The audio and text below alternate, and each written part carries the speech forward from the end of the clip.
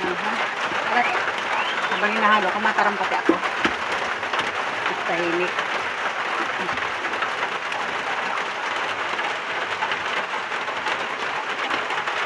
Hello guys. Kami kayo. Tingnan nyo ang niluluto ko. Nagluluto ako ng sinantol.